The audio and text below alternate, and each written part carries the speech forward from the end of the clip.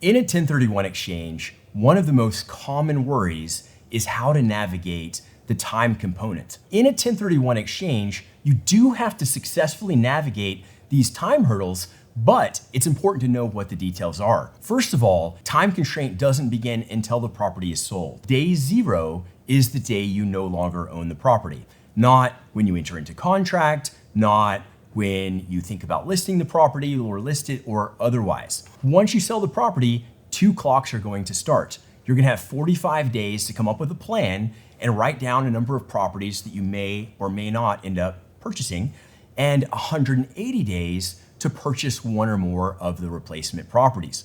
So as you're navigating these time hurdles, what are some strategies that you can use to be successful? The first one, have your broker identify a number of properties for you prior to closing on your property, because the time constraint doesn't start until you sell. If you can start looking once you're under contract and have your broker help you with that, that's a great strategy. That's the first one. The second one, identify quite a few properties because you can change them at any point up until midnight on the 45th day after you sold. You certainly don't have to be locked in until that time. Pick your favorite 3 or 4 and see if you can get one under contract before day 45 of your identification period. Third is you can look at a fund option, a Delaware statutory trust, or a partnership option, which is called a tenant in common. There are a lot of options out there where you have surety of close, and a lot of times people will use that even as a backup once they've identified the property that they want to close on, just in case. Lastly,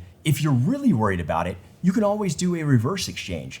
A reverse exchange removes all of the time component risk. You don't actually sell what you have until you've purchased that replacement property. And in that circumstance, the 45-day hurdle goes away because not only have you identified that replacement property, but you've also closed it. So whatever you choose to do, plan, be proactive, be informed as early as possible.